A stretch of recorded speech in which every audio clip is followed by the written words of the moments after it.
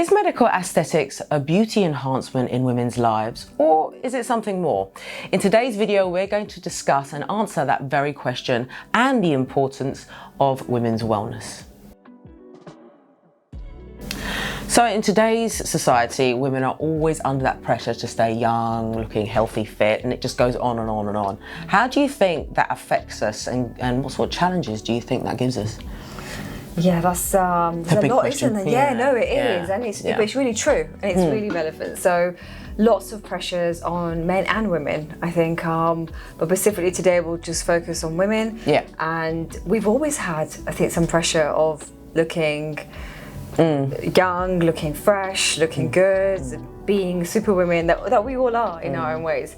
But aesthetically, we feel that we should, right? Or we want to, and a lot of us want to. It's not just that we should, we feel, actually, I want to feel confident. Yeah, it makes us feel better, right? Yeah, it makes us feel better about ourselves. So I think there's definitely a social stigma or pressure there. There's actually, I feel better if I feel confident with how I look today and how I can wear my clothes or how my skin's looking. So I think it's just ultimately how it makes us feel. And as we get older, if we go, oh, we've changed, and I don't look the same as I used to, and the facial structure changes as we start sagging and the wrinkles come out. It's inevitable. It happens to all of us. It's part of aging, and there's nothing wrong with that. And I think that it's great that we're actually embracing positive aging. Yeah, that's the good thing I think about today, and it differs from however many years ago. There was, I think, we are embracing it and talking about it and knowing that we can actually do so many things about it that actually make us feel good. It's not just about the looks, it's about feeling good within as well. Absolutely. I think that's actually more important, isn't it? Definitely. It's how I feel. There's no point doing a treatment or something that I'm not comfortable with or doesn't make me feel good. But positive aging is this word, a phrase that maybe you haven't come across, that it's about we will age and we will change and we won't look exactly the same as we did in 25 or whichever age, but we can embrace that in a positive way. And there's things that are now called tweakments. I don't know if you've heard this. No, I haven't heard this. Tell me. So tweakments are treatments. Right. It's a tweak here and there, literally. So it's treatments. Love that. Yeah. And it's Alice Hart-Davies, who's a journalist in the aesthetic industry, who's I think the one who founded this name, and she's called a Tweakments Guide, she calls it. But essentially, we don't have to have really big invasive treatments that traditionally, decades ago, was probably the only option available easily. Plastic surgery, really invasive, a lot extremes, of downtime, right? expensive. And extremes. Now we can, if we choose to, want to look fresher, rejuvenate our skin a little bit, get a little bit of that fullness back, collagen back, looking great, feeling absolutely amazing, but looking like you. Yeah, and that's the other thing we were saying before, wasn't it? It's like we still want to look at who we are. Yeah. And I think the nice thing is that actually it doesn't take too much to have those tweakments. I love that. I'm going to say that forever now. So we can actually do it quite easily and quite simply, and it's not so overwhelming and scary.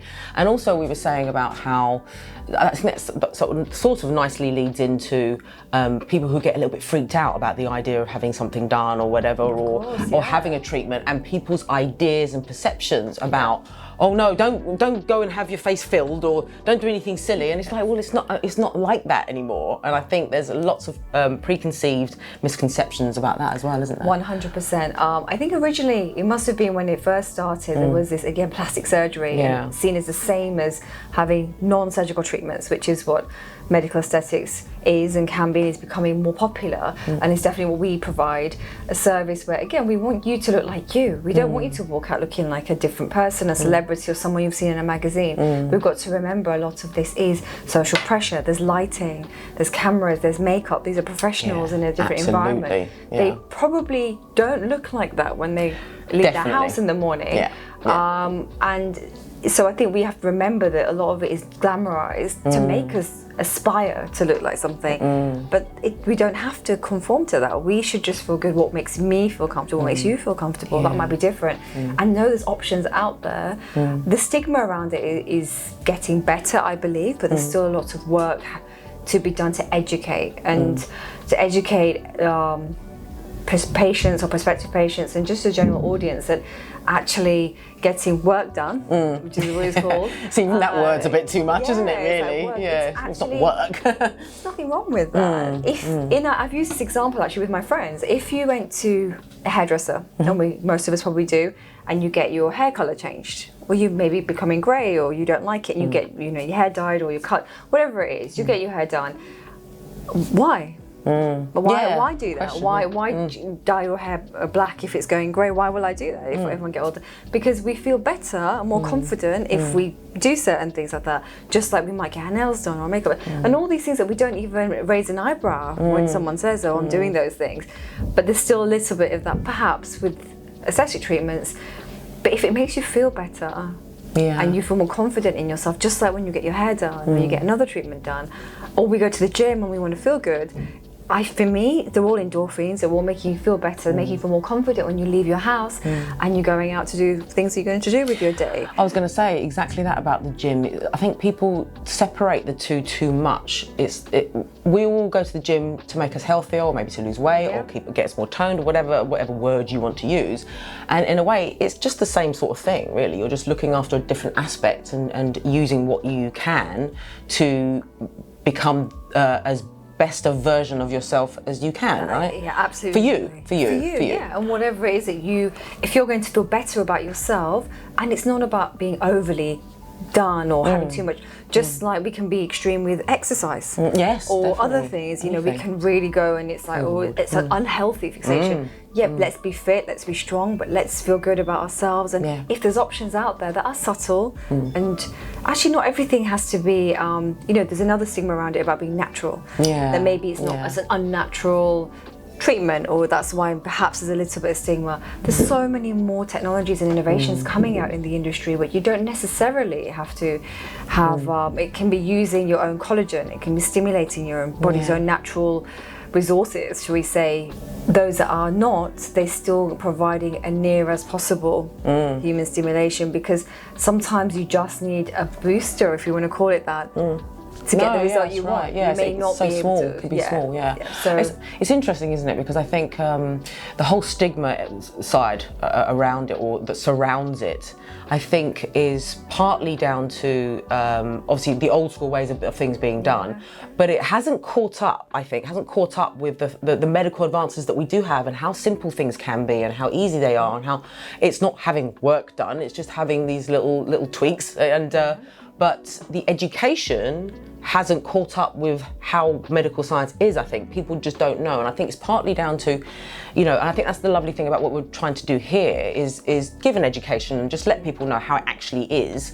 And that's where a good practitioner comes in, one who's honest and has your best interests at heart. And also on the other side, it's about getting away from those old stigmas and those old things, and maybe people being more honest. And that's the difficulty, because people still aren't honest about it. So it maintains the old, if you have something done, it's going to be too much, and all that it definitely does. But I do think people are becoming more open about it. I think it's becoming more open. It's more commonly, these procedures are more commonly undertaken, which is making, especially sort of people who are, I won't even say younger, but more and more people becoming more commonly aware of it and going, actually, it's not a big deal. It's okay. If I have fine lines, and if I have wrinkles, if I've got crow's feet, and if it's affecting how I feel when I look at myself and I see my photos, why not? Like, it doesn't mean you have to be overly done. Again, I think there's a balance of having small tweaks or adjustments to make you feel more confident and feel better about yourself. And this is, again, what it comes down to, how you feel. There's no point doing it if it doesn't make you feel good. But there's an option for everyone, and there's so many different types of treatment. Depends what you need, what you're looking for.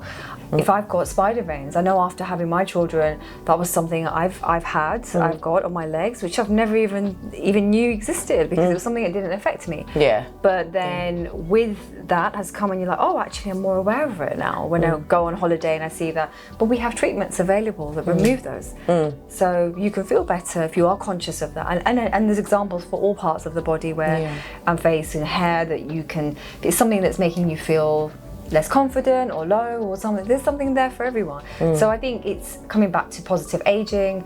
It's coming back to embracing options available to us. I think it's exciting, right? So definitely. I mean, it's amazing what you can do. You can do, and also that people are becoming much more open to it. To say, yeah, actually, I want to get something done for this part of this treatment because it affects how I feel. And again, it goes away from the old school ways of thinking, which is, think it's only dermal fillers and it's only wrinkle relaxing treatments and things like that. But there's so much more. Even that you mentioned about you just forget that there's things for that. There's things for almost everything. Much more. We've in our previous vlog talked about skincare. I mean, there's stuff for our skin, and we've always been more acceptable to skincare because we understand we want to look good. We want our skin to look good. But why do our hair might need treatment? Pre-menopause, menopause, affects how you feel, even if it isn't that pregnancy, etc. So many genetics can affect hair thinning, hair loss in men and women. So why should we suffer if there's options available to us that are not maybe a hair transplant, something different that's not as invasive? Great, right? Or if there's other things that stretch marks, if you've lost a lot of weight or various things, you've had surgery. I've had surgery before and I've suffered with keloid scarring. To know that there's options there to make me feel better, no one really sees it, but I see it. But you see it, yeah, So exactly. I'm thinking, hey, you know what? I don't like it being there. So I've administered treatments to remove or reduce the scarring to make me feel more confident, regardless of even if anyone ever sees that area. I feel better that it's been removed or it's been reduced, so I feel more confident. And I think we can all relate to that, can't we? Definitely, definitely. We've got that. And you're right, when you have surgery or something like that, or something drastic happens where it's all of a sudden changed, that's very hard for us mentally to deal with because we haven't had to, that slow progress of something like all of a sudden we had an operation, there's a big scar. So again, there's treatments like that can maybe get us back to baseline and balanced level because we're like shocked by this new thing. And so there's, for every type of scenario, there's just a treatment that can help. And that's amazing. And I think this conversation is great because it's about it's a positive thing. It's all about how perspective, isn't it? Yes. Most things. There is stigmas, and I think those stigmas are over time reducing as we become more aware and educated around the topic, but there's a lot of work still to be done, right? I think people are still not as aware of this can be really positive. We can embrace it, we can have fun with this, we can ultimately, if there's things out there that make you feel better. Definitely. Thank you, Yogeeta. It's been really nice to talk about these things, actually. Yeah, it's been a lovely As always, we're going to be talking about loads more stuff as we go along, and if you would like to have any other questions answered about medical aesthetics or anything we've talked about, do put them in the comment section below. Also check out all our social media handles. They are in the description.